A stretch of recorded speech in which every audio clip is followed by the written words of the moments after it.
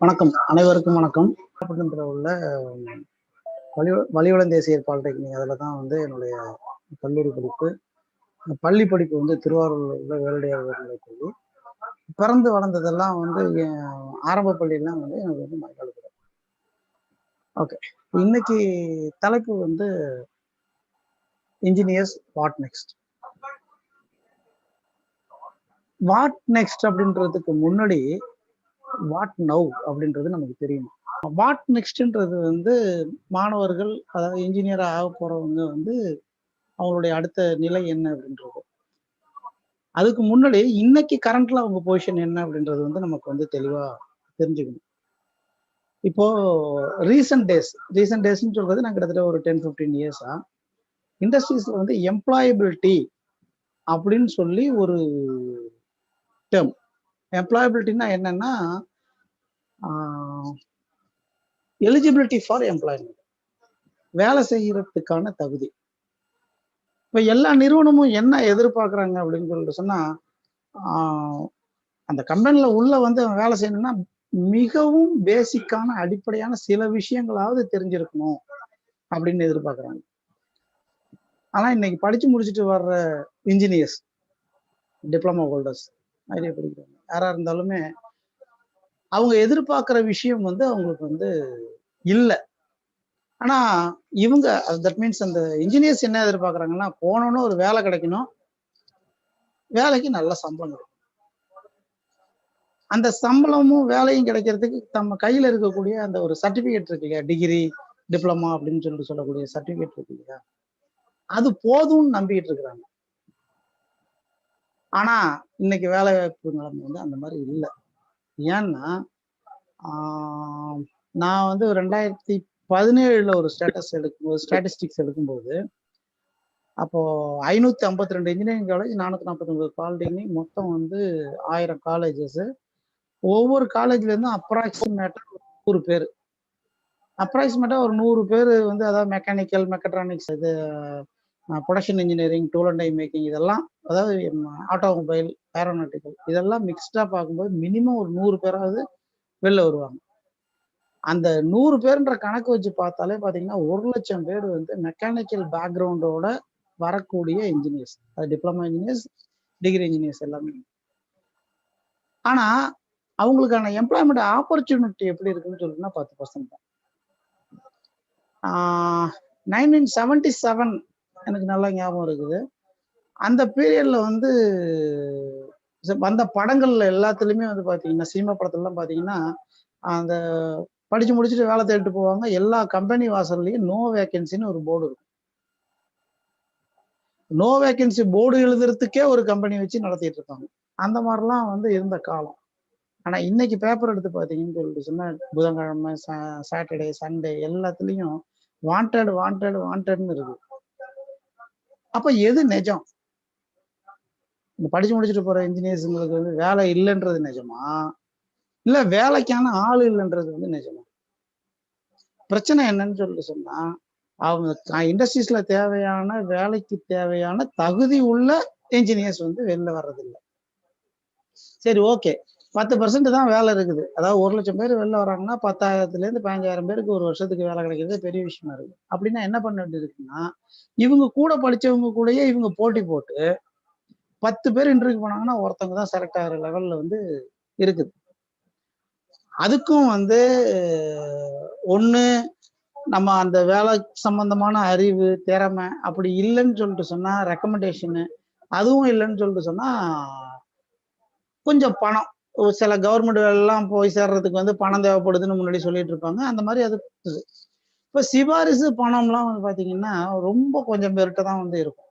மற்றபடி வந்து வேலைக்கு வேலை தேடுறதுக்கு தேவை வந்து இதுதான், அந்த வேலை சம்பந்தமான அடிப்படை அறிவும் திறமையும் மட்டும்தான் வந்து தேவை. ஆனா இன்னைக்கு காலத்துல பசங்க என்ன பண்றாங்கன்னா, படிக்கும்போது அந்த மார்க் எடுக்கிறதுக்காக காட்டக்கூடிய ஒரு அக்கறை, அந்த படிப்புல இருக்கக்கூடிய சப்ஜெக்ட புரிஞ்சுக்கிறதுல இல்லை. இது அவங்க தப்பு இல்லை. ஏன்னு கேட்டா, இன்னைக்கு கல்வி சூழ்நிலை வந்து எப்படி இருக்குன்னு சொல்லிட்டு சொன்னா, மார்க் எடுக்கிறவன்லாம் அறிவாளி, அவன் தான் அடுத்த நிலைக்கு போக முடியும். மார்க் எடுக்காதவன் பின்தங்கி நிக்கணும் அப்படின்ற மாதிரி இருக்கு. ஆக்சுவலா வகுப்பறையில வந்து ஜஸ்ட் வகுப்பறையில உட்காந்து வாத்தியார் பாடம் நடத்துறத வந்து பாக்குறதுக்கும் கவனிக்கிறதுக்கும் வித்தியாசம் இருக்குது. பாடத்தை படிக்கிறதுக்கும் புரிஞ்சுக்கிறதுக்கும் வித்தியாசம் இருக்குது. அதே மாதிரி பரீட்சை எழுதுறோம் இல்லையா, பரீட்சை எழுதுறதுக்கும் பதில் அளிக்கிறதுக்கும் வித்தியாசம் இருக்கு. ஃபர்ஸ்ட் இந்த வித்தியாசத்தோட டெப்த் வந்து புரிஞ்சுக்கிறது இல்லை. அப்புறம் என்ன நினைக்கிறாங்கன்னா, இந்த கல்லூரி பருவம், இந்த காலேஜ்ல படிக்கிறது, இது எல்லாமே வந்து விளையாடுறதுக்கும் சந்தோஷமா இருக்கிறதுக்குமான ஒரு பீரியடு அப்படின்னு நினைச்சுக்கிறாங்க. ஆனா அது உண்மைதான். அதை தாண்டி அவங்களுடைய ஃபியூச்சர் இருக்கு இல்லையா, ஏன்னா இது வந்து தொழில் கல்வி. இந்த இன்ஜினியரிங்கிறது வந்து ஒரு தொழில் கல்வி. இதை படிச்சு முடிச்சுட்டு போனா வேலைக்கு தான் போகணும்.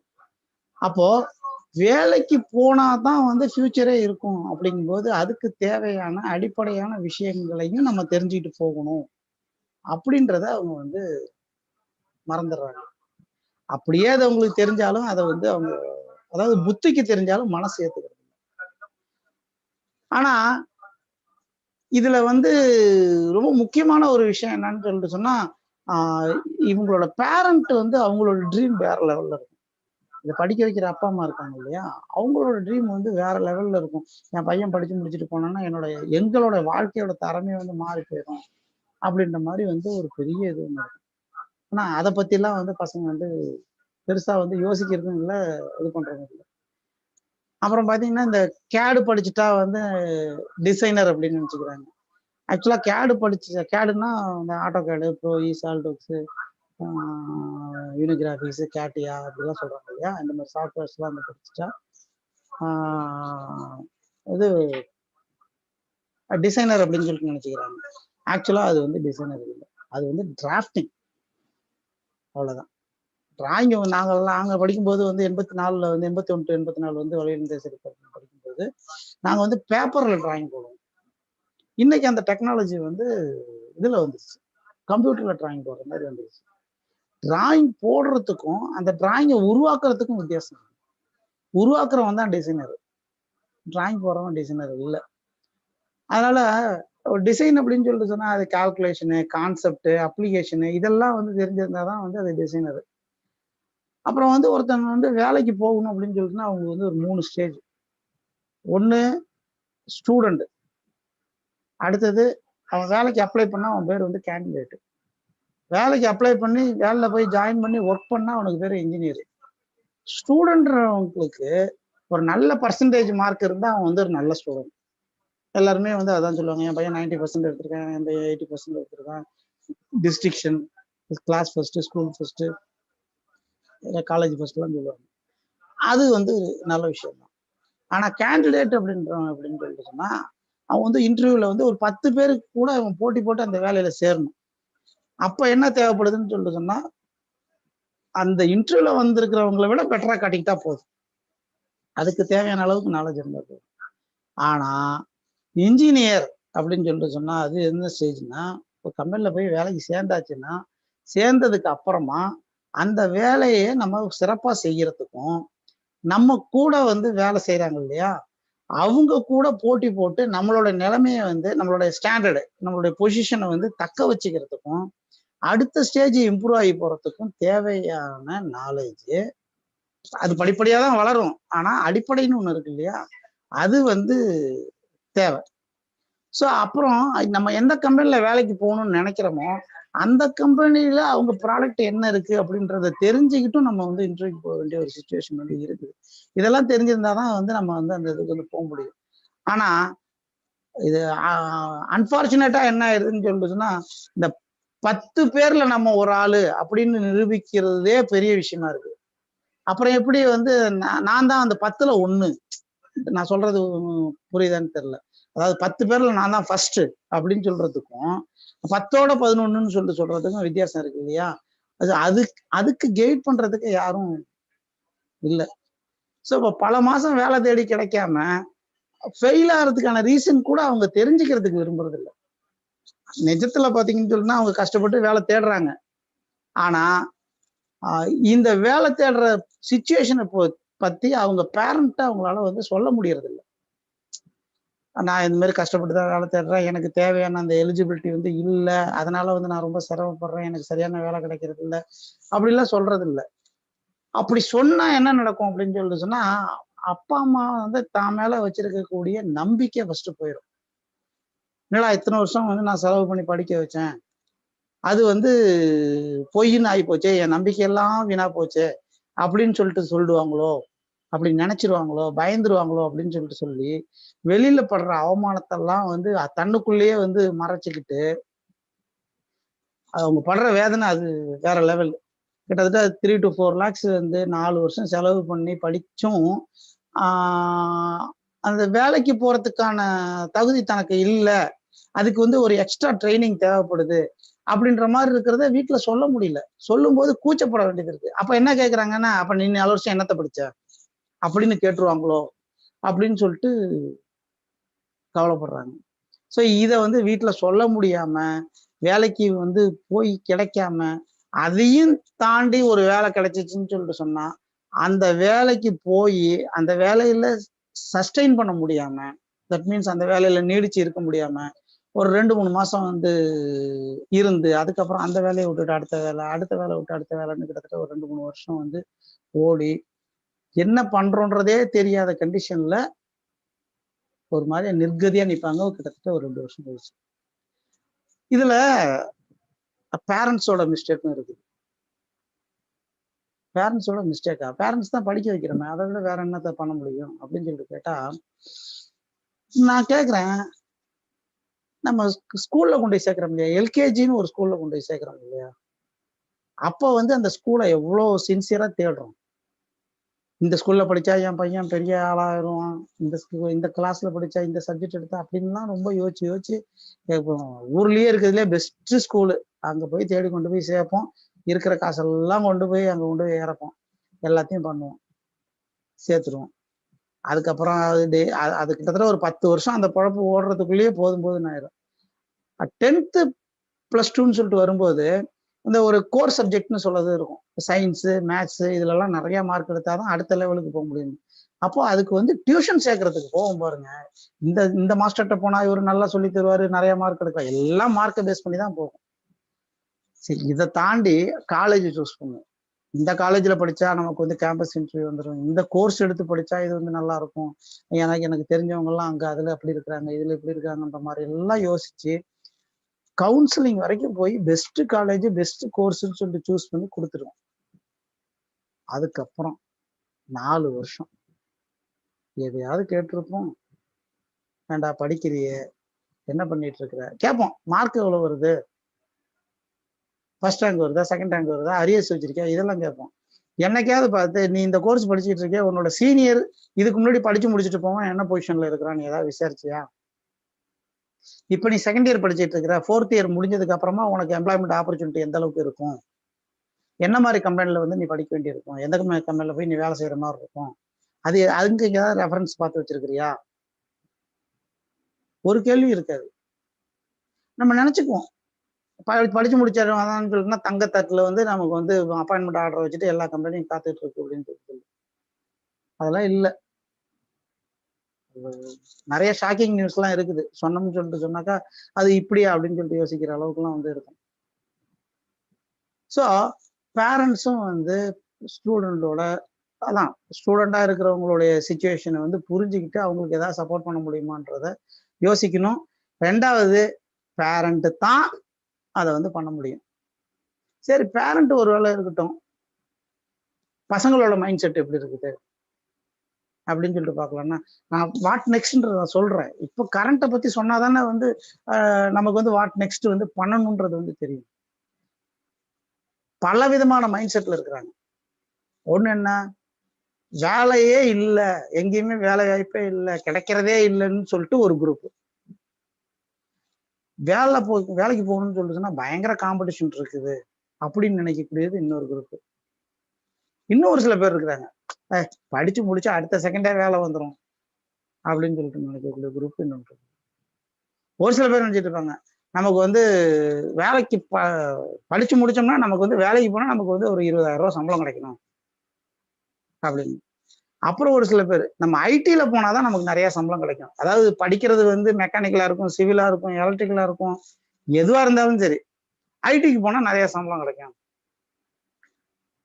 அப்புறம் நான் நிறைய காலேஜ் கெஸ்ட் லெக்சர் எடுக்க போயிருக்கிறேன். அங்கெல்லாம் வந்து நான் அவங்கள வந்து ஜஸ்ட் வந்து ஒரு கேஷுவல் இன்ட்ராக்ஷன் ஒன்று இருக்கும்.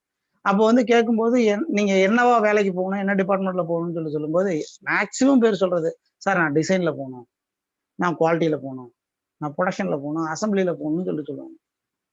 ஸோ அந்த மாதிரி மைண்ட் செட்ல, அதாவது அந்த டிபார்ட்மெண்ட்ல என்ன வேலை இருக்கும், அந்த வேலையோட ரெஸ்பான்சிபிலிட்டி என்ன, நமக்கு அதை பத்தி எதுவுமே தெரியாது. ஆனா வெளியில இருந்து பார்க்கும்போது டிசைனிங்ன்றது ஒரு நல்ல வேர்டு. டிசைனிங்ல இருக்கிறோம்னு சொல்றதுன்னா வெளியில நல்ல பெருமை. அப்படி நினைச்சு டிசைன்ல போகலாம். குவாலிட்டிக்கு போகணும்னு சொல்லிட்டுனா குவாலிட்டியில வேலையே கிடையாது. போட்டு போற ட்ரெஸ்ஸோட கலர் கூட வந்து அழுக்கு கூட படாம நம்ம வந்துடலாம் அப்படின்ற மாதிரி வந்து நினைப்போம். அப்புறம் ஒரு சில பேர் இருக்காங்க, நம்ம ஆட்டோகேடு, சால்டோக்ஸ், ப்ரோஇ, கேட்டியா இதெல்லாம் வந்து படிச்சோம்னு சொல்லிட்டு சொன்னாக்கா நம்ம டிசைனர் ஆயிடலாம்னு நினைக்க முடியாது. அப்புறம் இன்னொரு சில பேர் இருக்காங்க, நான் இப்போ வந்து சொல்றது வந்து வாட் நெக்ஸ்ட்ல ஒன்று வரும், மெயினா ட்ரைனிங் எடுத்துக்கங்கன்னு சொல்லிட்டு சொல்லுவேன். அதாவது உங்களை வந்து எம்ப்ளாயபிளா மாத்திங்க அப்படின்னு சொல்லிட்டு. அதுக்கு என்ன பண்ணணும், ட்ரைனிங் தான் போகணும். ஆனா அந்த ட்ரைனிங் போகணுன்றத சொல்லும் போதே என்ன பண்ணுவாங்க, ட்ரைனிங்ன்ற பேர்ல இருந்து நம்மள்ட்ட பணத்தை கறக்கிறதுக்கு தான் எல்லாருமே ட்ரை பண்ணுவாங்க அப்படின்னு ஒரு சில பேர். ஒரு சில பேர் பாத்தீங்கன்னு சொல்றதுன்னா, ஓகே நம்ம ட்ரைனிங் எடுக்கிறது நல்லதுதான், ஆனா வீட்டுல இதை சொன்னோம்னா பணம் தர மாட்டாங்க. 4 வருஷம் படிச்சிருக்கிற, அப்புறம் என்ன புதுசா உனக்கு ட்ரைனிங் வேண்டியது, ஃபர்ஸ்ட் நீ வேலைக்கு போய் சம்பாரிச்சு நீ ட்ரைனிங் ஏதாவது போறதுன்னா போய்க்க அப்படின்னு வீட்டுல சொல்லிடுவாங்க, திட்டுவாங்கன்னு சொல்லிட்டு அப்படி கொஞ்சம் யோசிக்கிறவங்க. அதுக்கு அடுத்தது இந்த சிறப்பு பயிற்சிக்காக, அதாவது ஸ்பெஷல் ட்ரைனிங்காக வந்து நம்ம வந்து வீட்டுல பணத்தை கேட்டு அவங்கள மீண்டும் தொந்தரவு பண்ண வேண்டாம். ஏற்கனவே அவங்க ஒரு சில பேருக்கு அது தெரியும், அப்பா அம்மா எவ்வளவு கஷ்டப்படுறாங்க, எவ்வளவு கஷ்டப்பட்டு படிக்க வச்சிருக்கிறாங்க அப்படின்றதெல்லாம். அதெல்லாம் தெரிஞ்சதுக்கு அப்புறமா நம்ம அவங்கள மீண்டும் கஷ்டப்படுத்த வேண்டாம்னு சொல்லிட்டு அதனால ட்ரைனிங் போக வேணாம் அப்படின்னு சொல்லிட்டு இது பண்ணிக்கலாம். அப்புறம் ஒரு சில பேர் இருப்பாங்க, எப்படின்னா ட்ரைனிங்னு பேரை சொல்லி வீட்டுல இருந்து பணத்தை வாங்கி ஒரு ஒரு 2000 ட்ரைனிங்க்கு சார்ஜ் ஆகுதுன்னு வீட்டுல 5000 சொல்லலாம், வாங்கி ஒரு 2-3000 நம்ம எக்ஸ்ட்ரா ஜாலியா செலவு பண்ணிக்கலாம் அப்படின்ற மாதிரி இது பண்றது. அப்படி ஒரு மைண்ட் செட்ல இருக்கிறவங்க இருக்கிறாங்க. அப்புறம் இன்னொரு ஒரு விரக்தியான, விட்டேத்தியான ஒரு மனநிலை ஒண்ணு இருக்குது. எந்த ட்ரைனிங்கும் நமக்கு எந்த வேலையும் வாங்கி தந்துராது அப்படி ஒரு சிக்கல். அப்புறம் வேலைக்காகலாம் காலேஜ் நம்பி இருந்தெல்லாம் பிரயோஜனம் கிடையாது அப்படின்ற ஒரு இது. அப்புறம் இன்னும் ஒரு சில பேர் இருக்காங்க, அதாவது மெக்கானிக்கல் இன்ஜினியரிங் படிச்சவங்க எல்லாம் வந்து பாத்தீங்கன்னா, நம்ம என்னவோ சிஎன்சி ஆபரேட்டர் தான் வேலைக்கு போறோம், அதுதான் நமக்கு கிடைக்க போகுது அப்படின்னு ஒரு டைப். அப்புறம் ஏதாவது ஒரு வேலை சேர்ந்துடணும்ப்பா, ஏதோ ஒரு வேலையை கிடைச்ச வேலைக்கு போய் இது பண்ணி போயிடணும் அப்படின்ற மாதிரி. அப்புறம் இன்னொரு சில பேர் இருக்கிறாங்க, வேலைக்கு போனா கார்பரேட் கம்பெனில தான் வேலைக்கு போகணும் அப்படின்னு சொல்லிட்டு, கார்பரேட் கம்பெனில போனா கௌரவம் ஜாஸ்தி அப்படின்னு சொல்லிட்டு இருக்கிறாங்க. இதெல்லாம் வந்து இன்னைக்கு இருக்கக்கூடிய மாணவர்களுடைய மனநிலைமை. இதுல மிகப்பெரிய வேதனையான விஷயம் என்னன்னா, இந்த மாதிரி நினைச்சுக்கிட்டு இருந்தவங்க 2 வருஷத்துக்கு முன்னாடி 3 வருஷத்துக்கு முன்னாடி நினைச்சுக்கிட்டு இருந்தவங்க ஃபீல்டுக்கு வந்து வேலை தேடி ஏதோ ஒரு வேலையில சேர்ந்து அதுலயும் நிக்க முடியாம வேற வேலைக்கு மாறி 2-3 வருஷத்தை தொலைச்சிட்டு அடுத்தது என்ன பண்ணலாம், எந்த ஒரு டிபார்ட்மெண்ட்லயும் ஒரு ஸ்பெசிபிக்கா நான் இதுல வந்து ஸ்ட்ராங்கு, இதுல ஸ்கில்டு அப்படின்னு சொல்லி சொல்ற மாதிரி ஒரு சிச்சுவேஷன் இல்லாம வந்தவங்களுக்கு நீங்க விசாரிச்சு பாத்தீங்கன்னா தெரியும். அவங்க சொல்லுவாங்க, வேலை வாய்ப்புலாம் நிறைய தான் இருக்குது, ஆனா வேலைக்கான எம்ப்ளாயபிலிட்டி தான் நம்மள்ட்ட இல்ல, அதுக்கான எலிஜிபிலிட்டி தான் நம்மள்ட்ட இல்ல அப்படின்னு சொல்லி இதுவும் சொல்லுவாங்க. வேலைக்கு போட்டி எல்லாம் ஒண்ணும் கிடையாது, பெரிய பெரிய கம்பெனிகளே வேலைக்கு ஆள் வேணும்னு தேடிக்கிட்டு தான் இருக்கிறாங்க என்ன, அதனால வேலைக்கு போட்டி எல்லாம் கிடையாது. எகைன் மறுபடியும் பிரச்சனை என்னன்னா அந்த வேலைக்கான எலிஜிபிலிட்டி வந்து இல்ல அப்படின்னு. அப்புறம் இன்னும் ஒரு சில அனுபவத்துல உள்ளவங்க சொல்லுவாங்க, அந்த கார்பரேட் கம்பெனில போய் வேலைக்கு சேர்ந்து 1 வருஷம் பீரியடு இல்லைன்னா 2 வருஷம் பீரியட்னா அதுக்கப்புறம் கரெக்டா அதை 2வது வருஷம் முடியும் போது வந்து இது போட்டு அனுப்பிச்சு விட்டுருவாங்க. அந்த மாதிரி டயத்துல வந்து 2 வருஷத்துக்கு மேல வச்சுக்க மாட்டாங்க. கார்பரேட் கம்பெனில போனா குறிப்பிட்ட வேலையை தவிர வேற எதுவும் வேற தரமாட்டாங்க. அதாவது அங்க வந்து லேர்னிங் ப்ராசஸ் வந்து எதுவுமே இருக்க முடியாது. கார்பரேட்ல போனா 2 வருஷம் வச்சுக்குவாங்க, அனுப்பிச்சிருவாங்க, அதுக்கப்புறமா வந்து இது பண்ணுவாங்க அப்படின்ற மாதிரி. அப்புறம் காலேஜ் எல்லாம் வந்து பிளேஸ்மெண்ட் கணக்குக்காக ஏதோ ஒரு கம்பெனில சிஎன்சி ஆபரேட்டர் வேலைக்கு சேர்த்து விட்டு அக்கௌண்ட் காட்டிடுறாங்க அப்படின்னு சொல்லிட்டு அப்பதான் புரியுது. ஏன்னா ஃபர்ஸ்ட் எடுத்தோன்னே வந்து பாத்தீங்கன்னா கேம்பஸ்ல அனுப்புறாங்க அப்படின்னு சொல்லிட்டு நம்பி போவாங்க. இவங்களுக்கு இவங்களுக்கு பிடிச்சதாவும் இருக்காது, இவங்களுக்கு தெரிஞ்சதாவும் இருக்காது. அங்க கம்பெனில வந்து டெய்லி ஒரு பீஸை கழட்டி மாட்டுற வேலையா தான் இருக்கும். அந்த வேலையை செஞ்சுட்டு வர்ற மாதிரி. ஸோ அப்போ வந்து பாத்தீங்கன்னா அது ஒண்ணு. இன்னொன்னு அந்த கிட்டத்தட்ட 30 வருஷத்துக்கு முன்னாடி வந்த அதே எஜுகேஷன் சிஸ்டம் தான், சிலபஸ் தான் இப்பயும் இருக்குது. அப்போ இந்த சிலபஸுக்கும் கம்பெனில தேவைப்படுற ஒரு இன்ஃபர்மேஷனுக்கு லாஸ்ட் மீட்டிங்ல கூட நான் சொல்லிட்டு சொன்னேன். யாரையாவது ஒரு இன்ஜினியரிங் படிக்கிற ஒரு மாணவனை கூப்பிட்டு எதையும் ரெஃபர் பண்ணாம டக்குன்னு உடனே சொல்லக்கூடியது மாதிரி ஒரு இன்ச்சுக்கு எத்தனை எம்எம்னு சொல்லிட்டு அவனால சொல்ல முடியுதான்னு கேட்டு பாருங்க. அவன் சொல்லிட்டான்னா ரியலாவே அவன் இன்ஜினியர் தான் அப்படின்னு. ஒரு சில பேர் கேட்பாங்க, ஏன் இதை சொல்லனா அவன் இன்ஜினியர் இல்லையான்னு சொல்லி கேட்பாங்க. நான் கேட்கிறேன், இதை கூட சொல்ல தெரியலன்னா அவன் என்ன இன்ஜினியர்? அப்புறம் எதுக்கு 4 வருஷம் படிக்கணும்? இதெல்லாம் 7வது 8வதுல சொல்லி கொடுக்கக்கூடிய ஒரு விஷயம். ஆனா இது கூட தான் லைஃப்ல வாழ்ந்தாகணும், படிச்சு முடிச்சுட்டு வேலைக்குன்னு சொல்லிட்டு போனான்னா. ஸோ இது வந்து இப்போ இந்த சிலபஸுக்கும் ரெக்குவயர்மெண்ட்டுக்கும் சம்மந்தம் இல்லைன்றது ஒரு சில பேருக்கு வந்து புரியும். அப்புறம் சொல்லுவாங்க, இதை மாதிரி வேலைக்கு போகணும்னா எலிஜிபிலிட்டி இருந்தா கண்டிப்பா வந்து கிடைச்சிரும், அதனால அது வந்து ஒரு பிரச்சனை இல்லை அப்படின்றது. அதே மாதிரி டிசைனு, குவாலிட்டி இந்த மாதிரி டிபார்ட்மெண்ட்லாம் வேலைக்கு போகணும்னு ஆசைப்படுறது தப்பு கிடையாது. ஆனா அப்படின்னா என்ன அப்படின்றது மட்டுமாவது நமக்கு தெரிஞ்சுக்கணும். அது தெரிஞ்சுட்டு இருந்திருப்பாங்க. ஸோ இந்த மாதிரி ஏதாவது ஒவ்வொரு விஷயத்திலயும் அவங்க அடிபட்டதுக்கு அப்புறம் தான் இந்த மாதிரி நிலைமையெல்லாம் வந்து அவங்களுக்கு வந்து தெரியவே வருது. ஒரு சில இதை வந்து நம்பித்தான் ஆகணும். இன்னைக்கு வந்து சூழ்நிலை வந்து வேற மாதிரி இருக்கும்போது சில விஷயங்களை வந்து நம்பித்தான் ஆகணும். என்னது, உண்மையா ட்ரைனிங் கொடுக்குறவங்கள தேடி கண்டுபிடிக்கணும். ட்ரைனிங்ன்ற பேர்ல வந்து 10 ரூபா வாங்கினா அட்லீஸ்ட் 2 ரூபாய்க்காவது ட்ரைனிங் கொடுப்பாங்க. அந்த நாலேஜ் நமக்கு கண்டிப்பா ஹெல்ப்ஃபுல்லா இருக்கும் அப்படின்ற மாதிரி வந்து தெரியணும். இதை விட காலேஜுக்கு சரி நம்ம வந்து இவ்வளவுதெல்லாம் பேசுறோமே, சரி காலேஜ் ஏதாவது பண்ணுமா அப்படின்னு சொல்லிட்டு பார்த்தோம்னா அவங்க பொழப்பு அவங்களுக்கு. நான் எந்த காலேஜும் குறை சொல்றதுக்காக சொல்றது இல்ல. அவங்களோட பெயின் இன்னைக்கு வந்து இன்ஜினியரிங்க்கு அதிகமா மக்கள் போறதில்லை. மேக்சிமம் ஆர்ட்ஸ் அந்த மாதிரி லைனுக்கு வந்து போக ஆரம்பிச்சிட்டாங்க. அப்ப பாத்தீங்கன்னா இப்ப அவங்களோட ப்ரெஷர் எங்கன்னா சீட்டை ஃபில் பண்ணணும், அந்த குறிப்பிட்ட பீரியடுக்குள்ள சிலபஸை முடிக்கணும், 100% வந்து ரிசல்ட் காட்டணும். அப்புறம் எங்க காலேஜ் தான் பெரிய காலேஜ்னு சொல்லி பிராண்டை கிரியேட் பண்ணணும். பிளேஸ்மெண்ட் கணக்குக்காவது வந்து நம்ம வந்து ஆளுங்களை வந்து ஏதாவது கம்பெனிக்கு வந்து சேர்த்து விடணும். அட்லீஸ்ட் சிஎன்சி ஆபரேட்டர் வேலைக்காவது இது பண்ணணும். இதுல எல்லாத்தையும் பண்ணியாவது இல்லை எதையாவது ஒண்ணு பண்ணியாவது இவங்களை வந்து சேர்த்து விடணும். என்ன பண்றது, இவங்க சிச்சுவேஷன் அந்த மாதிரிதான் இருக்குது. அவங்களுக்கும் தெரியும் இன்னைக்கு இருக்கக்கூடிய சிலபஸ் வந்து இந்த இன்ஜினியரிங் ஸ்டூடெண்ட்ஸுக்கு வந்து டைரக்டா வேலையை வாங்கி தரக்கூடிய சிலபஸ். நாங்க படிக்கிறப்ப அது அப்படி இருந்துச்சு. எங்களுக்கு சொல்லிக் கொடுத்த டீச்சர்ஸ் எல்லாமே அவ்வளோ ப்ராடா அவ்வளோ டீட்டெயில்டா வந்து சொல்லி கொடுத்தாங்க. எங்களுக்கு சொல்லும் போதே வளர்க்கும் போதே என்ன சொல்லி வளர்த்தாங்கன்னா, உங்களுக்கு கீழே 10 பேர் வேலை செய்வான், உனக்கு கீழே 10 பேர் வேலை செய்வான்னு சொல்லி தான் வளர்த்தாங்க. இதே வழியிலிருந்தே செயற்பாடுன்னு ஞாபகத்துல. ஆனா இன்னைக்கு டிப்ளமோ படிக்கிற பையனுக்கு சொல்லி வளர்க்கறது, நீ சிஎன்சி ஆபரேட்டர், நீ சிஎன்சி ஆபரேட்டர், நீ சிஎன்சி ஆபரேட்டர். எனக்கு சுத்தமாவே அது வந்து உடன்பாடே இல்லாத ஒரு விஷயம். ஓகே. ஸோ அதனால வந்து இப்படியெல்லாம் வந்து நிலைமைகள் வந்து இருக்குது. பேரண்ட்ஸ் வந்து ரொம்ப இதுல வந்து கேர் எடுத்துக்கணும். தன்னுடைய வந்து பசங்களுக்காக அவங்கள தவிர வேற யாரும் இதுக்கு வந்து கவலைப்படுறதுக்கான இது வந்து இது இல்லை. ஆனா அவங்களும் என்ன நினைக்கிறாங்க, சரி பிள்ளைங்களை வந்து கடனை வாங்கி படிக்க வச்சுட்டோம், எப்படியாவது காப்பாத்திடுவாங்க, அப்புறம் படிச்சு முடிச்ச உடனே நம்ம கஷ்டமெல்லாம் போயிடும், நமக்கு தெரிஞ்சவர் யாரோ ஒருத்தர் இருக்கிறாரு, அவரு மூலமா ஒரு வேலைக்கு போயிடலாம்.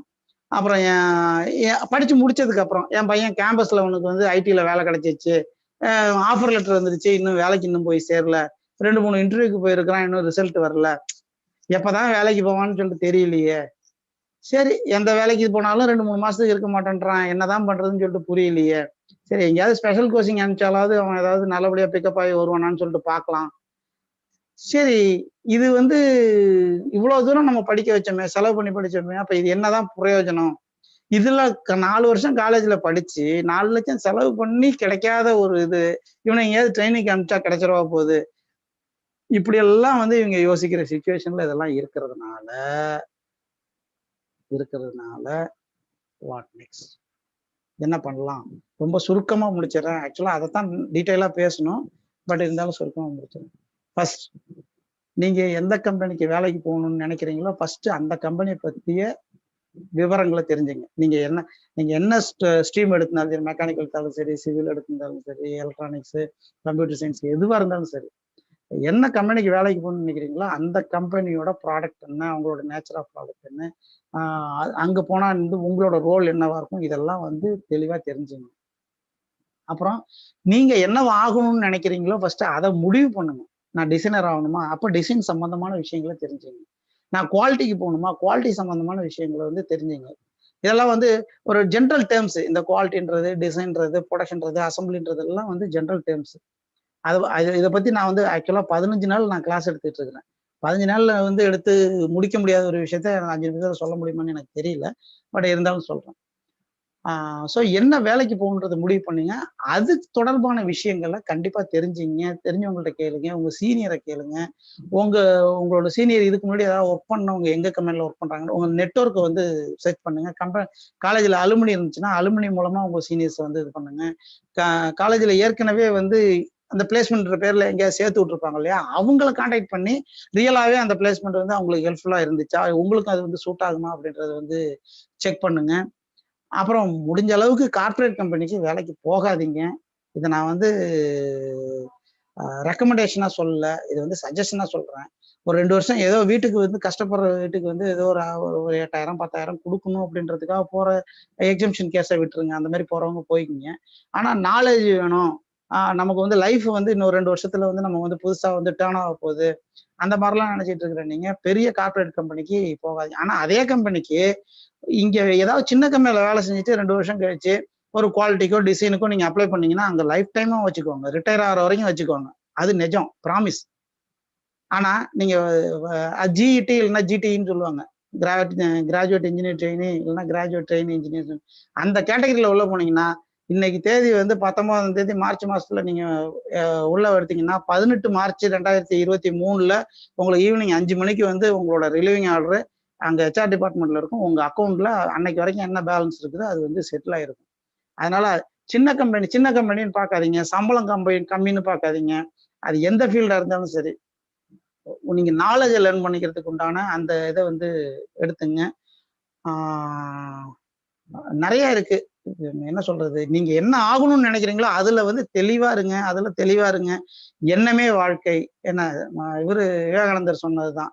"நீ எண்ணம் போல் வாழ்க்கை. நீங்க வந்து எத நெனைக்கிறீங்களோ அதுவாவே ஆயிருவீங்க" அப்படின்னு சொல்லுவாரு. நீங்க அத நெனைங்க. வெறும் நெனச்சுக்கிட்டு மட்டும் இருக்காதீங்க. ஆ டிசையருக்கும், லைக்குக்கும் வித்தியாசம் இருக்குது. வில்லுக்கும். நீங்க விருப்பப்படுறதுன்றது வந்து வேற. அதுவே வந்து நோக்கமா இருக்கிறது வேற. அந்த நோக்கத்தை நோக்கி வந்து பயணப்படுங்க. உங்களுக்கு ஏதாவது வகையில வந்து என்னுடைய வந்து சேவை பயன்படும், என்னுடைய உதவி பயன்படும்னு சொல்லிட்டு சொன்னா, கண்டிப்பா நீங்க என்ன வந்து தொடர்பு கொள்ளலாம். என்னோட கான்டாக்ட் நம்பர் ஒரு தடவ சொல்றேன். முடிஞ்சா நோட் பண்ணிங்க. 99 43 90 92 29. என் பேரு வந்து கண்ணன். கண்ணன் அமிர்தலிங்கம்னு சொல்லிட்டு Facebookல என்னோட ஐடி இருக்கும். என்ன இன்ஜினியரிங் டாக்டர்ன்னு சொல்லிட்டு சொல்லுவாங்க. ஏன்னா எந்த இன்ஜினியரிங் இண்டஸ்ட்ரீஸ்க்கு போனாலும் வந்து அங்க இருக்கக்கூடிய சின்ன சின்ன பிரச்சனைகளை என்னன்னு சொல்லிட்டு இமீடியட்டா பார்த்து அதுக்கு ஒரு சொல்யூஷன் கொடுத்து வந்துடுவேன். நான் இன்ஜினியர்ஸுக்கு வந்து மெயின் கைடா தான் இருக்கிறேன். மெயினா ஒண்ணு சொல்லணும்னு நினைச்சேன். மெக்கானிக்கல் இன்ஜினியர்ஸுக்காக, மெக்கானிக்கல் ரிலேட்டட் ஃபீல்டு இன்ஜினியர்ஸுக்காக அவங்களுடைய அந்த எம்ப்ளாயபிலிட்டிக்காகவே வந்து ஒரு மொபைல் ஆப் ஒண்ணு பண்ணியிருக்கிறேன். 5, 6 வருஷமா அது இருக்குது. நான் எசென்சியல் ஃபார் மீ அப்படின்னு சொல்லிட்டு அதோட நேம். SNCL number 4 ME. அதாவது என்னன்னா எசென்சியல் ஃபார் மெக்கானிக்கல் இன்ஜினியர்ன்றது அதோட சுருக்கம். ஸோ அது வந்து இருக்குது. என்னை தொடர்பு கொள்ளணும்னு நினைச்சீங்கன்னா நீங்க தொடர்பு கொள்ளுங்க. இது இப்ப நான் சொல்லியிருக்கிறது எல்லாமே சின்ன சின்ன டிப்ஸ் தான். ஆனா எதார்த்தங்கள். வாழ்க்கையில என்ன நடந்துகிட்டு இருக்குது, தொழில்துறையில தொழில் வாய்ப்புகள் வந்து எந்த அளவுக்கு இருக்கு அப்படின்றது. அதனால வாட் நெக்ஸ்ட்ன்னு சொல்லிட்டு கலங்கிராம எதையும் நோக்கி போங்க. உங்களுடைய வாழ்த்துக்களும் சப்போர்ட்டும் எப்போதும் இருக்கும். நன்றி, வணக்கம்.